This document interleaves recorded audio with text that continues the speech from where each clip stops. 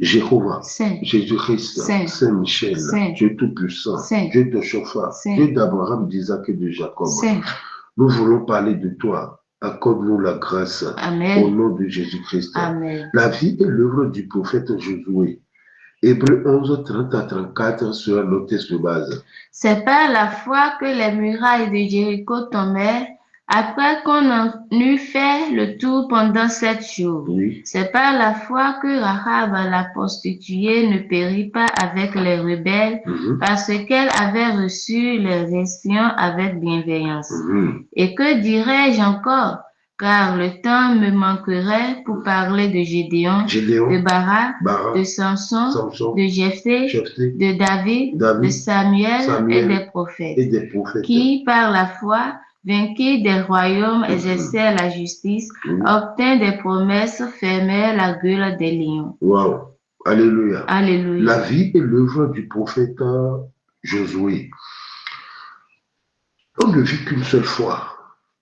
Et la vie sur cette terre est très courte. Bien aimé, autant que nous sommes, Dieu nous a tous envoyés en mission sur cette terre. Et pour parfaire notre mission, nous devons avoir la foi en un seul Dieu. Cependant, nous devons faire la différence entre les appelés et les élus. Comme Jésus l'avait dit dans Matthieu chapitre 22, le verset 14. Car il y a beaucoup d'appelés, mais peu d'élus. Donc nous devons savoir que l'appel peut être collectif, mais le salut est individuel. Alléluia. Alléluia. Les enfants d'Israël sont tous appelés à quitter l'Égypte pour servir Dieu dans le désert. C'était l'objectif. Cependant, parmi le peuple d'Israël, il y a les élus. Je donne un petit exemple. Moïse est un élu. Par contre, Aaron est un appelé. Saoul est un appelé, mais David est un élu.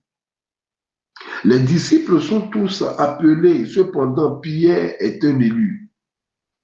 Matthieu 16, le verset 18. Et moi, je te dis que tu es Pierre, et que sur cette pierre, je bâtirai mon église, et que les portes du séjour des morts ne prévaudront point contre elle. Alléluia. Alléluia. Les appelés sont toujours nombreux que les élus. Dans l'Ancien Testament, les appelés sont comptés au bout des doigts.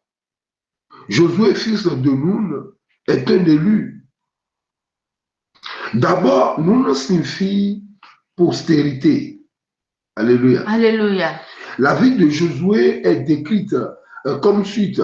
Au début, il ne s'appelait pas Josué, mais Osée, qui signifie salut. Mais comme il est devenu Josué, comment, d'abord, posons-nous la question, comment il est devenu Josué? Son nom a été changé par Moïse, le premier Messie, car Osée a été serviteur de Moïse depuis son jeune âge. Nombre 11, le verset 28. Et Josué, fils de Nun, serviteur de Moïse depuis sa jeunesse, prit la parole et dit, Moïse, mon Seigneur, empêche-les. Waouh! Serviteur de Moïse depuis sa jeunesse. Alléluia. Alléluia. Bien-aimé, Josué est un exemple pour la jeunesse. Parce que le thème dit la vie et l'œuvre du prophète Josué. Josué est un exemple pour la jeunesse. La vie de Josué nous enseigne que c'est une grande grâce de connaître Dieu dans la jeunesse. Car il y a beaucoup d'avantages pour quelqu'un qui a accepté Jésus-Christ comme son Seigneur sauveur personnel dès son bas âge. Vous savez, il y a beaucoup d'avantages. En effet, ça aide à fuir les passions de la jeunesse telles que la drogue, l'impudicité dans toutes ses formes, la dépravation et j'en passe. Écoutez, Paul parlait à son fils spirituel et Timothée. dans 2 Timothée chapitre 2, le verset 22-23, oui. Fuis les passions de la jeunesse et recherche la justice, la foi, la charité, la paix avec ceux qui invoquent le Seigneur d'un cœur pur. Wow. Repousse les discussions folles et inutiles, sachant qu'elles font naître des querelles. Wow. Fuis les passions de la jeunesse et recherche la justice, la foi et la charité. Voilà les 3 vertus que nous devons chercher. Et pour compléter, il y a aussi la paix. La justice, la foi, la charité et la paix. Josué a ces 4 qualités. La justice. Et ces vertus, nous devons les cultiver depuis le bas âge. Sinon, ce que nous voyons aujourd'hui chez les aînés, avec tous ces guerres sur des forums, ils ont raté des escaliers, ils ont sauté des étapes. La justice, la foi, la charité et la paix. Et la paix, et la paix. Avec ceux qui invoquent le Seigneur d'un cœur pur. Repousse les discussions folles et inutiles. Regarde les jeunes aujourd'hui sur des forums. Regarde les pères sur des forums. Des discussions folles et inutiles. Personne ne parle plus du royaume des cieux. On ne pense plus à la paix. On ne pense plus à la foi. Sachant qu'elles font naître des querelles. Inculquons ces vertus à nos enfants dès le bas âge, de quitter des discussions folles et inutiles. Donc, c'est ce que Josué a fait en sachant ou en s'attachant à Moïse par le service. Alléluia. Alléluia. La vie et l'œuvre du prophète Josué. Remarquez ceci, mes bien-aimés. Les vrais élus sont les serviteurs. Ils sont nés pour servir et non pour se faire servir. Marc 10, le verset 45. Car le Fils de l'homme est venu, non pour être servi, oui, mais pour servir et donner sa vie comme la rançon de plusieurs. Voilà comment on reconnaît les vrais élus. Mais ceux qui ne sont pas élus, eux, ils sont chefs seulement pour qu'on les sert. On se met à genoux pour qu'on les... Non, ce ne sont pas les élus. Fuyez-les, ce n'est pas des élus. Ils sont parmi le peuple et ils veulent être chefs coûte et coûte, avec des habits sacerdotaux. Ce sont des influences. Ils vont influencer les gens. Personne ne connaissait que Josué allait devenir le deuxième guide spirituel. Même lui-même ne savait pas. Il sait Dieu de façon, d'un cœur dévoué.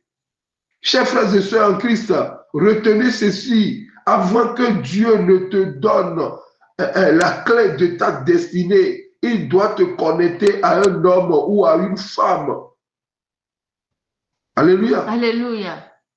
On appelle cela l'homme ou la femme de sa destinée. Chacun doit avoir l'homme ou la femme de sa destinée obligatoirement. La main de Dieu, c'est-à-dire l'homme est la main de Dieu pour bénir l'homme. Si Dieu veut te bénir, la main de Dieu, c'est l'homme. Donc l'homme est la main de Dieu pour bénir l'homme. Abraham est l'homme de la destinée d'Eliezer de Damas. Alléluia. Alléluia. Laban est l'homme de la destinée de Jacob. Moïse est l'homme de la destinée de Josué. Saoul est l'homme de la destinée de David. Élie est l'homme de la destinée d'Élisée. 2 Rois chapitre 3, le verset 11. Mais Josaphat dit, N'y a-t-il ici aucun prophète de l'Éternel par qui nous puissions consulter l'Éternel? Oui. L'un des serviteurs du roi d'Israël répondit, il y a ici Élisée, fils de Shaphat, qui versait l'eau sur la main d'Élie. Ça veut dire quoi? Qu'il servait Élie.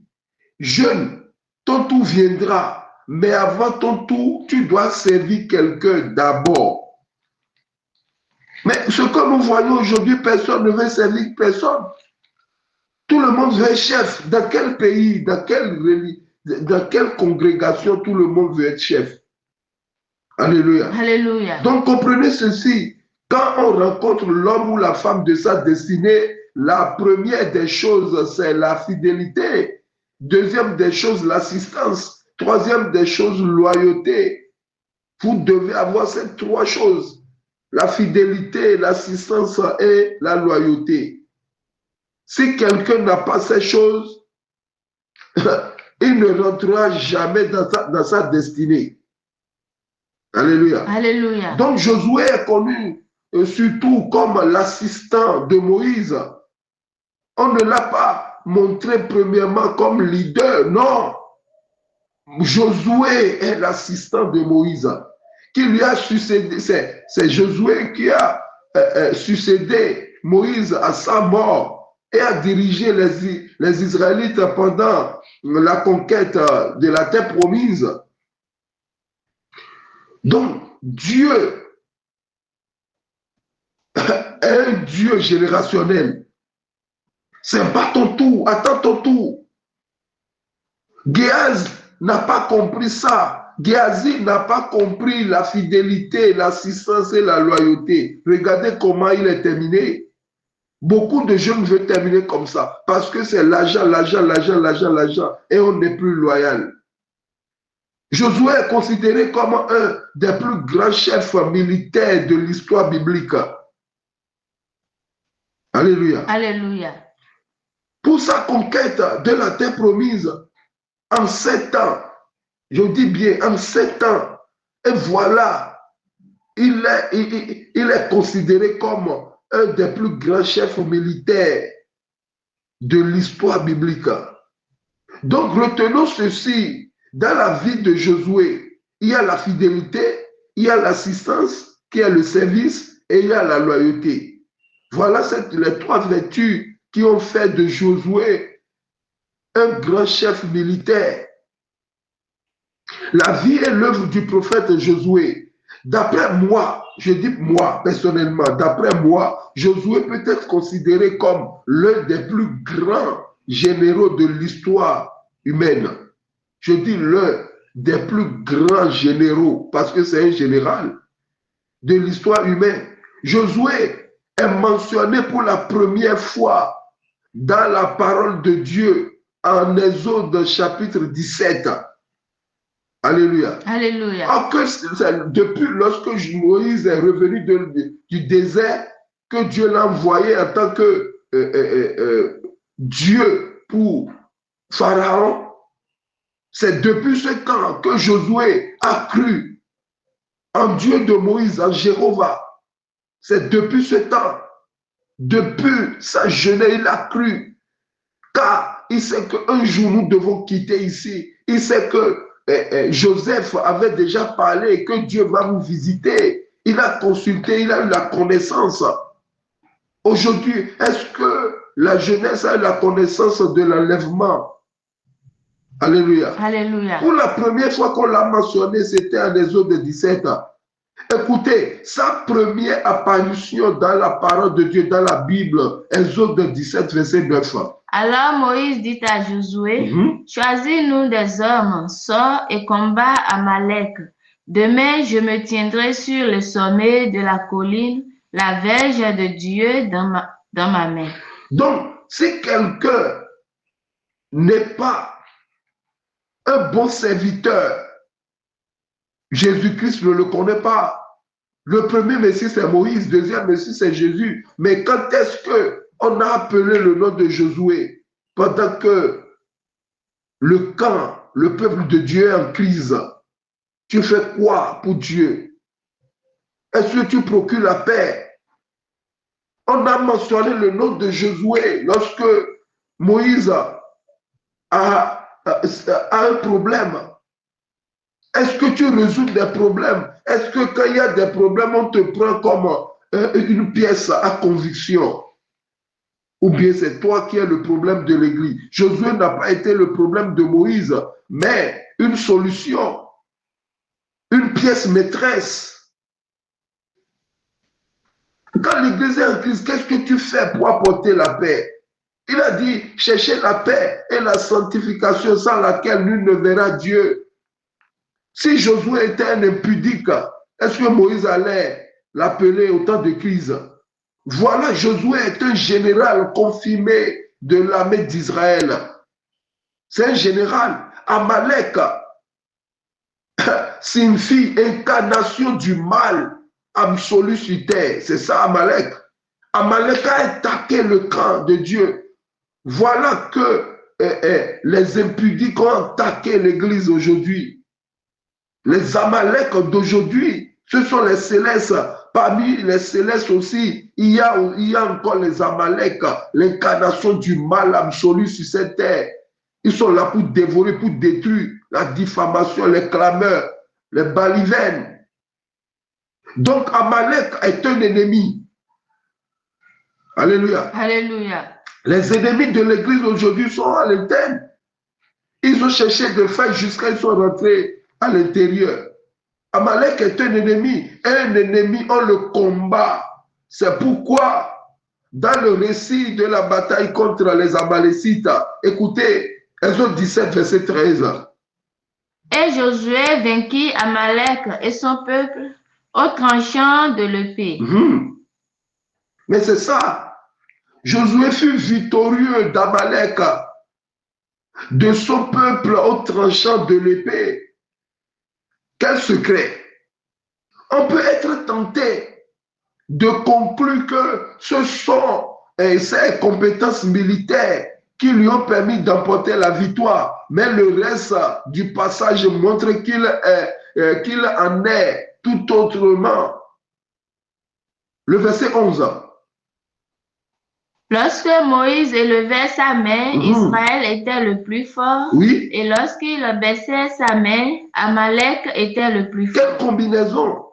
On ne peut pas conclure que ce sont les compétences militaires de Josué qui lui ont permis d'emporter la victoire. Regardez, lorsque Moïse levait les mains, Israël était le plus fort. Et lorsqu'il baissait les mains, Amalek était le plus fort. Quel mécanisme! Alléluia. Alléluia. Quand les bras de Moïse ont commencé à fatiguer, Aaron et Hur ont apporté une pierre pour qu'il puisse s'asseoir et lui ont soutenu les mains. Waouh, quel mécanisme! Alléluia. Alléluia. Quelle complémentarité! On voit donc que Josué a remporté la victoire parce que Dieu était avec lui. Il n'avait pas travaillé seul.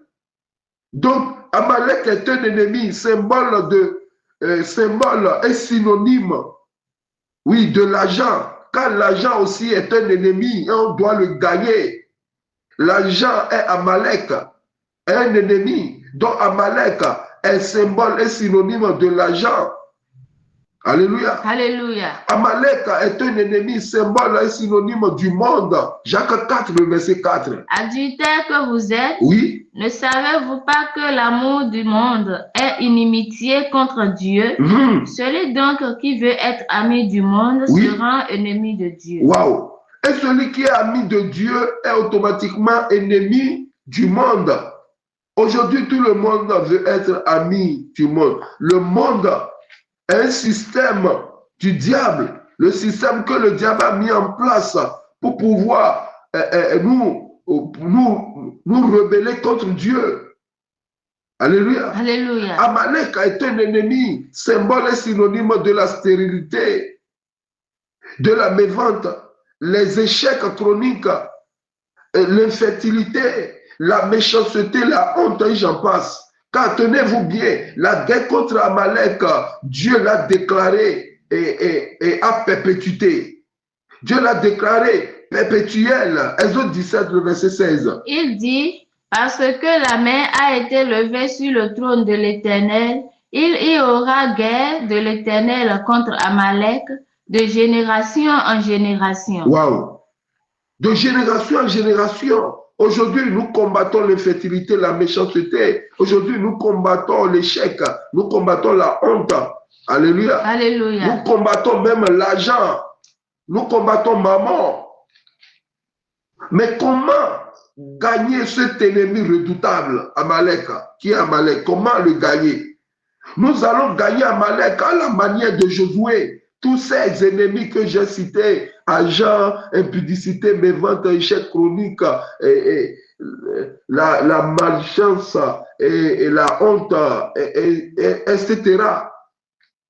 Nous allons gagner tous ces fléaux à la manière de Josué. Voici les 5 principes pour gagner véritablement un ennemi. Quel que soit l'ennemi, voilà les 5 principes pour gagner l'ennemi. Premier, il faut être Josué. Premièrement, il faut être Josué. Alléluia. Alléluia. Deuxièmement, il faut savoir manipuler l'épée. Je vais expliquer tout ça. Troisièmement, il faut avoir Moïse et son bâton. Quatrièmement, il faut Aaron et Hur. Cinquièmement, il faut la pierre. Waouh! J'aime trop l'enseignement. Alléluia. Alléluia. L'enseignement donne la vie. L'enseignement donne vie à la parole de Dieu. La parole de Dieu est vivante, mais l'enseignement va en profondeur. Je dis bien, premièrement, il faut avoir Josué. Deuxièmement, il faut savoir manipuler l'épée. Troisièmement, il faut avoir Moïse et son bâton. Quatrièmement, avoir Aaron et Hur. Cinquièmement, la pierre. Alléluia. Alléluia. Josué, c'est qui? Josué est un guerrier. Il représente le travail. Pour gagner l'ennemi, il faut aimer le travail. Il faut avoir un travail. Alléluia. Alléluia. Deuxièmement, il faut savoir manipuler l'épée. L'épée représente la parole de Dieu. L'épée, c'est la parole de Dieu. Il faut savoir manipuler la parole de Dieu. Il ne faut pas dire, fais ce que je dis, mais ne fais pas ce que je fais. Non. Tu ne manipules pas bien parce que l'épée est à double tranchant. La parole de Dieu est à double tranchant. Lorsqu'une face fait face au peuple, l'autre bout tranchant te fait face. Donc, si tu ne sais pas manipuler, tu dois te blesser toi-même. Troisièmement, avoir Moïse et son bâton. Moïse et son bâton représentent un père, un berger qui a d'autorité. Dans tout domaine où tu n'as pas un père, tu n'existes pas. Tu dois avoir un père. Donc, Moïse et Aaron représentent un père. Je ne dis pas un papa, je dis un père.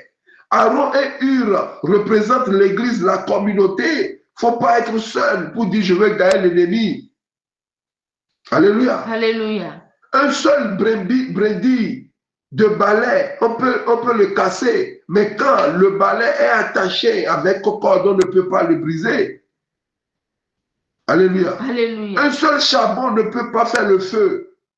Il faut des charbons pour faire le feu. Cinquièmement, il faut avoir la pierre. La pierre sur laquelle Moïse est assis représente Christ. Est-ce que tu as la pierre? Quand on n'a pas la pierre, on est fatigué. Aujourd'hui, le peuple de Dieu est fatigué. Aujourd'hui, les leaders sont fatigués parce qu'ils ont abandonné la pierre. Moïse est assis sur une pierre. Or qu'il est sur une montagne. Alléluia. Alléluia. Donc, nota bene, vérifie toujours si ton père, je dis bien le berger, est assis sur la pierre qui est Christ. Celui qui est ton berger, pas tout tu veux, celui qui est ton père, est-ce qu'il vérifie bien la pierre, est-ce que la pierre est en bas? Aujourd'hui, ils ont enlevé la pierre et il y a des amulettes, d'autres creusent pour enfouir des choses au sol pendant la nuit. D'autres vont pour faire la scarification à Tinjija, dans leur main pour pouvoir faire tomber les gens. Bien-aimé, la réussite a des principes. Alléluia. Alléluia. La réussite a des principes et nul n'est heureux par hasard. Nul n'est heureux par hasard. Dieu tient toujours promesse. Il n'est pas un menteur. Nombre 23, le verset 19. Dieu n'est point un homme pour mentir, Oui. ni fils d'un homme pour se repentir. Ouais. Ce qu'il a dit, Oui. ne le fera-t-il pas? Oui. Ce qu'il a déclaré, Mhm. ne l'exécutera-t-il pas? Waouh. Dieu lui a promis la victoire. Dieu a promis la victoire à Josué et la lui a donnée d'une manière claire. Suivons cette méthode et la victoire sera toujours la nôtre. Dites Amen. Amen. La victoire sera toujours la nôtre. Amen. C'est ça, la vie et l'œuvre du prophète Josué. Josué n'a jamais eu une défaite. Waouh! Je dis bien, Josué n'a jamais eu une défaite. La seule exception est la bataille d'Aï. Vous connaissez Aï? C'est la seule exception dans Josué chapitre 7. Il y a plusieurs choses à dire sur cet incident que nous appelons l'exception là. Il y a plusieurs choses à dire sur ça. Israël a violé l'ordre de Dieu concernant les biens voués à la destruction. Vous connaissez l'histoire. Josué chapitre 7, le verset 1. Les enfants d'Israël ont commis une infidélité au sujet des choses dévouées par interdit. Akan, fils de Kami, fils de Zabdi, fils de Sérach, de la tribu de Juda, prit des choses dévouées. Et la colère de l'Éternel s'enflamma contre les enfants d'Israël. Waouh! Donc, quel que soit ton nom, on peut t'appeler Josué, Moïse, on peut t'appeler Baruch, on peut t'appeler Élie, Élisée. Si tu as commis l'infidélité, il y a des répercussions. Raison pourquoi les trois vertus sont primordiales à ne pas oublier: la fidélité, l'assistance, alléluia, Alléluia, et la loyauté.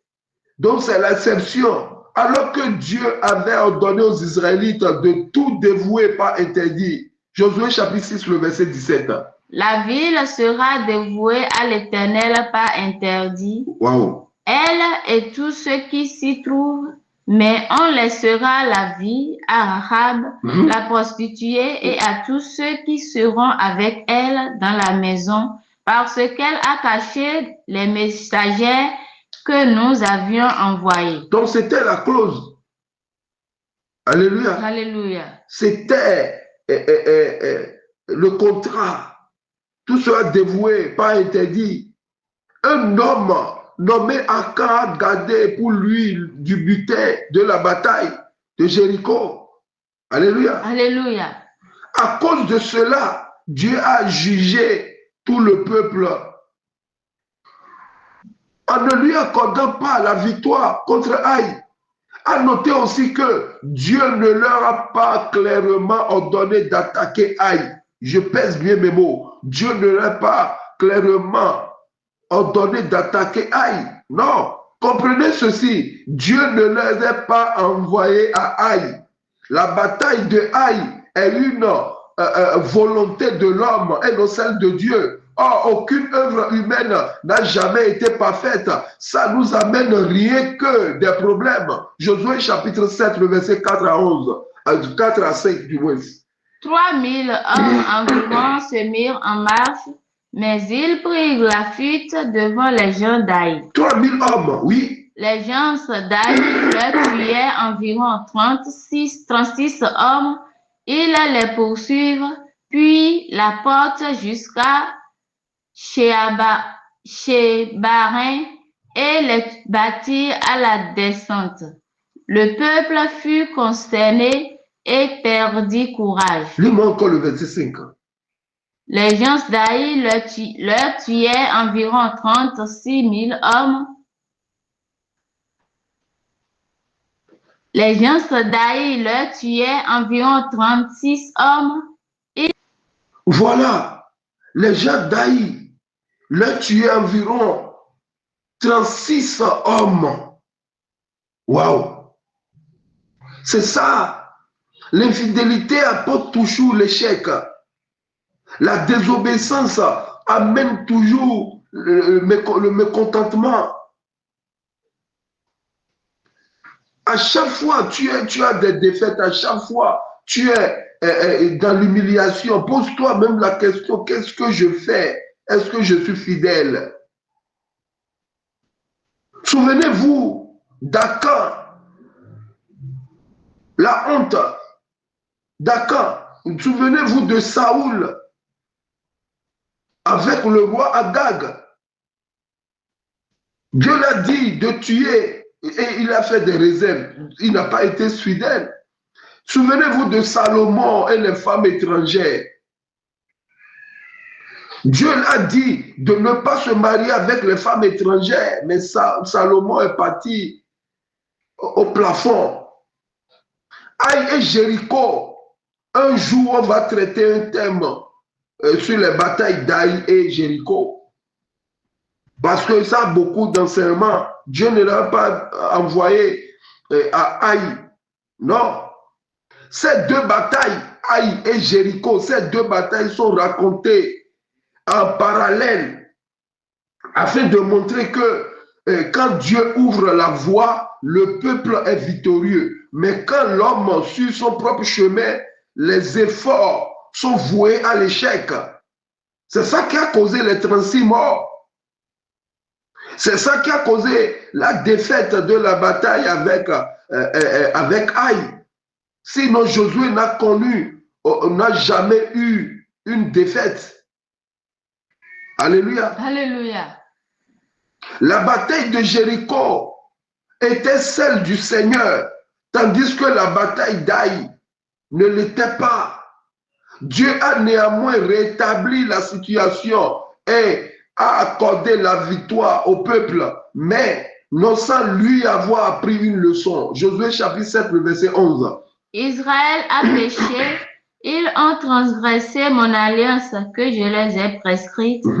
Ils ont pris des choses dévouées par interdit, ils les ont dérobées et ont dissimulé, et ils les ont cachées parmi leurs bagages. Donc, comprenez que le péché, comprenez que l'infidélité nous amène rien que des problèmes.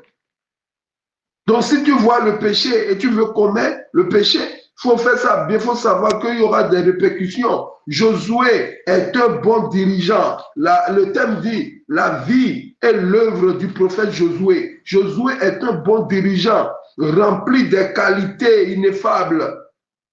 Tu es quel genre de dirigeant aujourd'hui?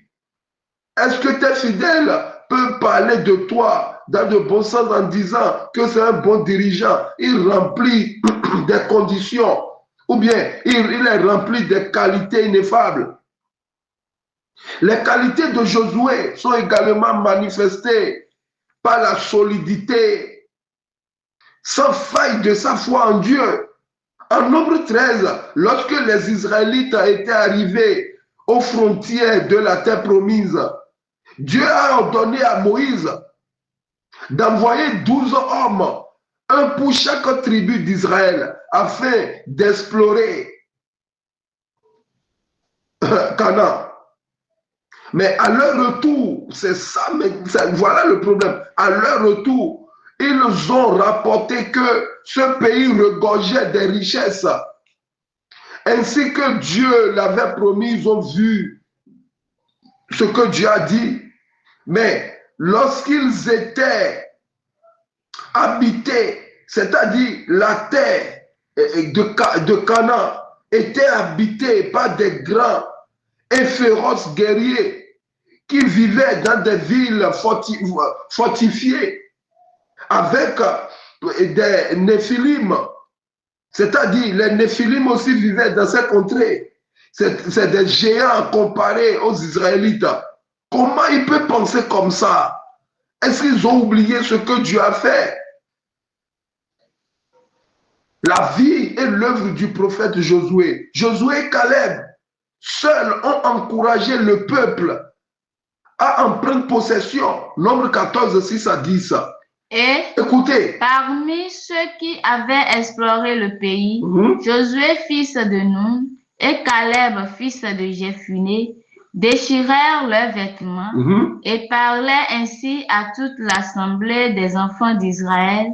Le pays que nous avons parcouru pour explorer est un pays très bon, excellent. Oui. Et si l'Éternel nous est favorable, il nous mènera dans ce pays et nous le donnera. C'est un pays où coule le lait et le miel. Seulement, ne soyez point rebelles contre l'Éternel et ne craignez point les gens de ce pays. Wow. Car ils nous serviront de pâturage. Oui. Ils nous ont plus d'ombrage pour les couvrir. L'Éternel est avec nous. Écoute bien, ils n'ont plus d'ombrage pour les couvrir. C'est-à-dire, le ciel est à notre faveur. L'Éternel est avec nous. Ne les craignez point. Le verset 10. Toute l'assemblée parlait de leur lapider. Non.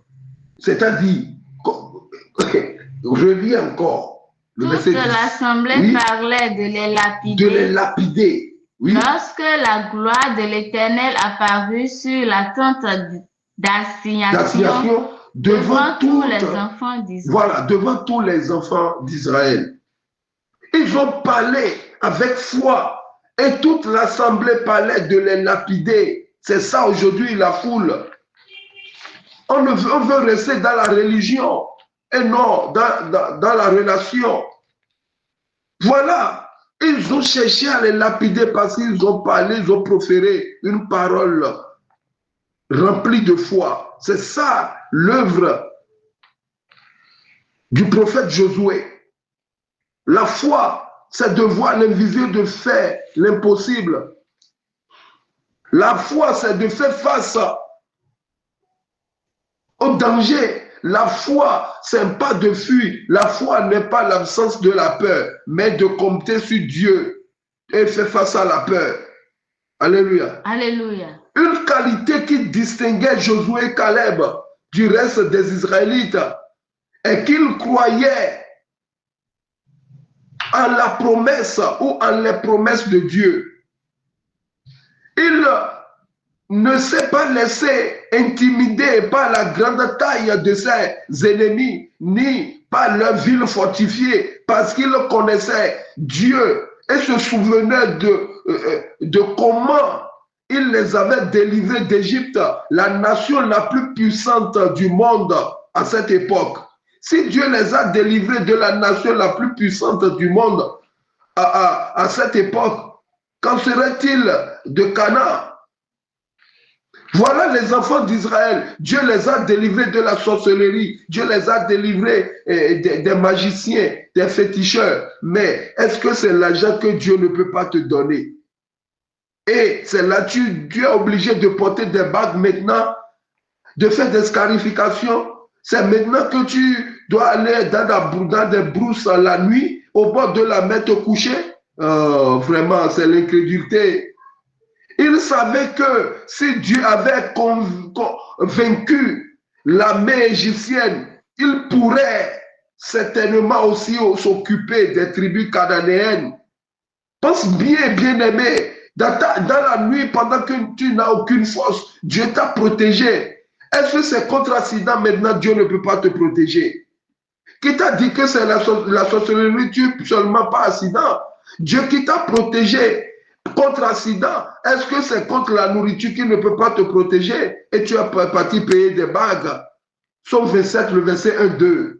L'Éternel est ma lumière et mon salut. Oui. De qui aurais-je crainte?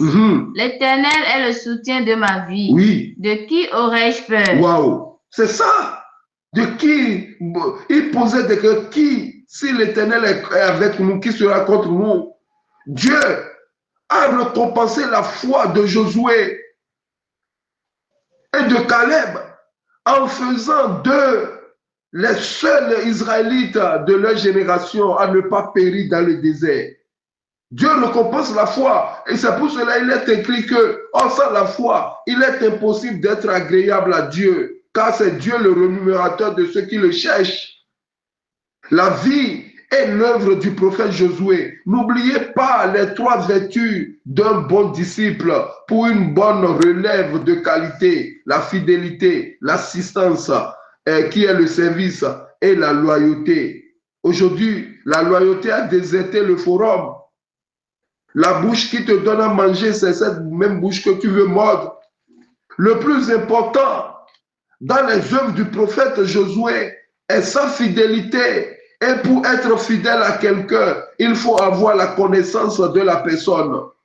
Josué n'a pas été le successeur de Moïse parce qu'il plaisait à Moïse, non. Mais parce qu'il avait la connaissance du Dieu de Moïse, Jéhovah, que Moïse l'a enseigné. C'est pourquoi il n'avait pas parlé comme la foule.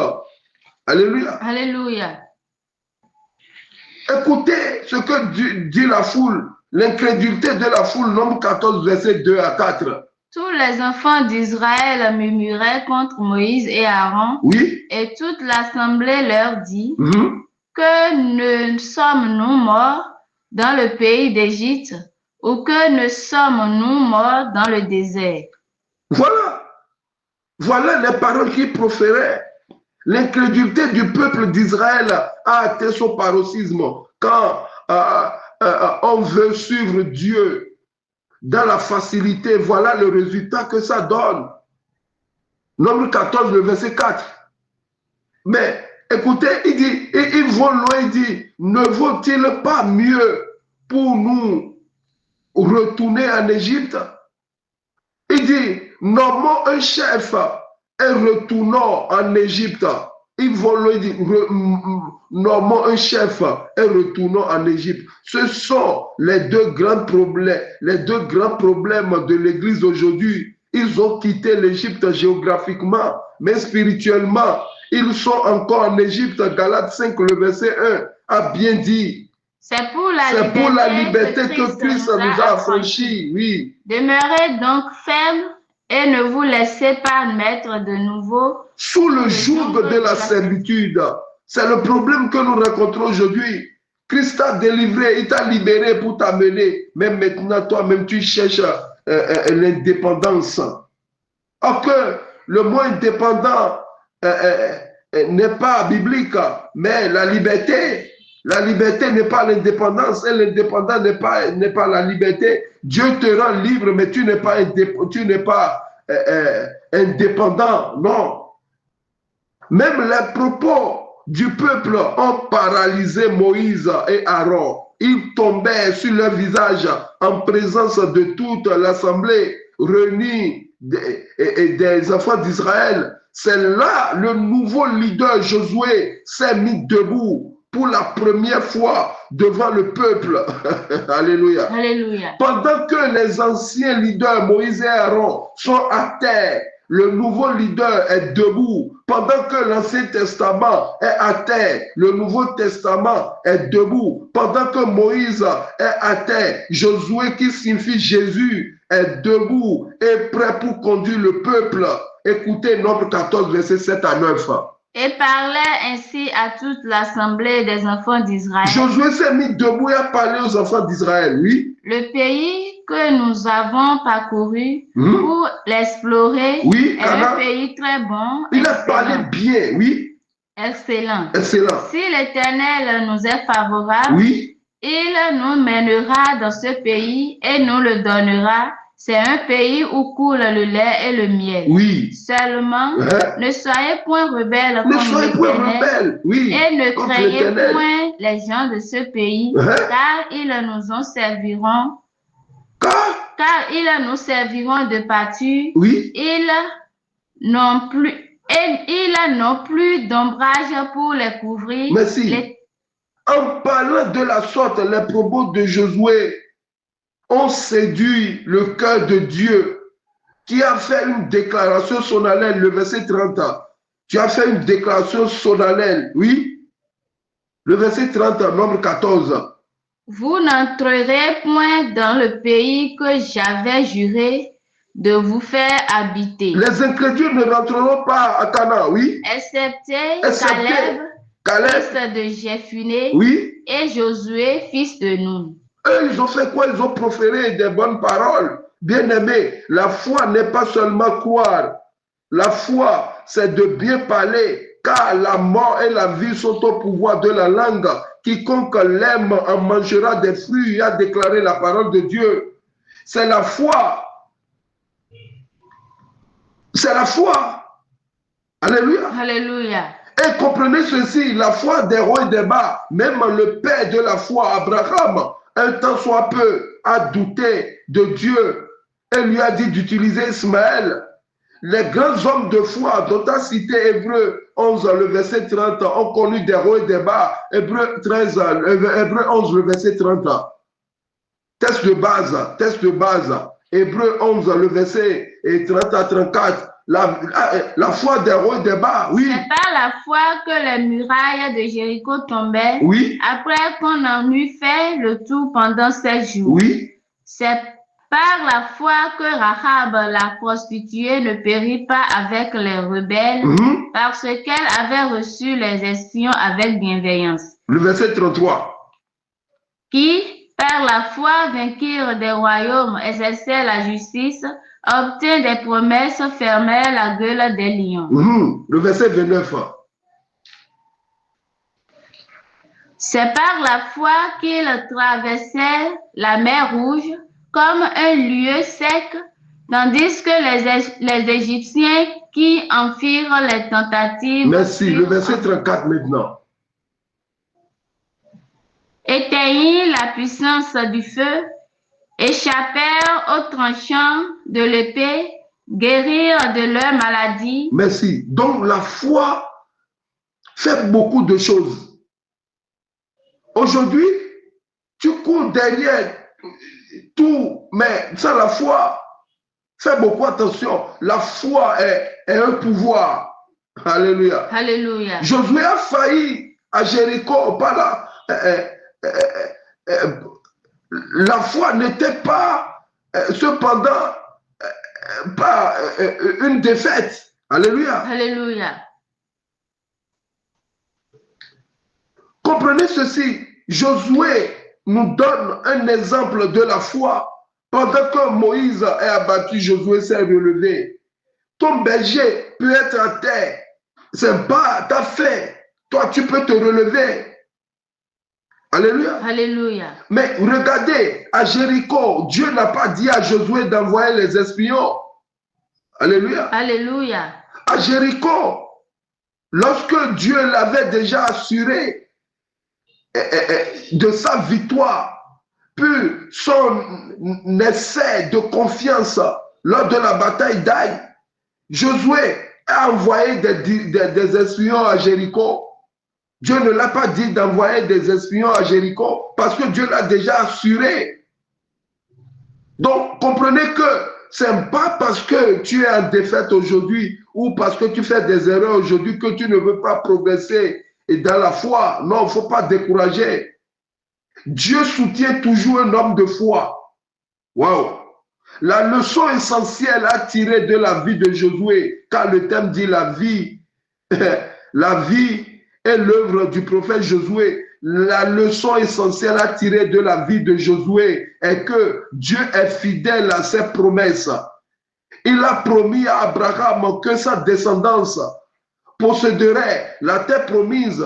Puis, à l'époque de Josué, il a fait entrer le peuple d'Israël dans le pays qu'il avait promis de leur donner, achevant ainsi la mission de la rédemption commencée pendant qu'il travaillait avec Moïse. Alléluia. Alléluia. Il les avait fait sortir d'Égypte. Il s'agit là d'une grande image de la rédemption ultime. Donc, Josué, qui signifie Jésus, offre à tous ceux qui croient en lui. De même que Moïse, Jésus nous a délivrés de l'esclavage. Si nous prenons Moïse, Jésus nous a délivrés de l'esclavage du péché. Et de même que Josué, il nous amène dans la terre promise et nous offre le repos du sabbat éternel, c'est-à-dire la vie éternelle. Jésus-Christ nous a amenés de l'Égypte dans le désert et il veut nous prendre du désert à Canaan. Hébreux chapitre 4, verset 8 à 10. Car si Josué les eût donné le repos, oui, il ne parlerait pas après cela d'un autre jour. Il y a donc un repos de sabbat réservé au peuple de Dieu. Car celui qui entre dans le repos de Dieu se repose de ses œuvres, comme Dieu s'est reposé des siennes. Merci. Donc Dieu a privé Moïse d'aller sur la terre promise et Dieu même l'a enterré là où il n'y a pas de sable pour que l'idolâtrie que nous voyons aujourd'hui ne soit pas érigée. Soyez bénis. Amen. Au nom de notre Seigneur Jésus-Christ, Jésus-Christ, Saint-Michel, tu es tout puissant. Ta parole vient d'être libérée. Amen. Touche les cœurs. Amen. Au nom de Jésus. Amen. Amen. Amen. Amen. Au nom de notre Seigneur Jésus-Christ. Alléluia. Alléluia. Alléluia. Alléluia.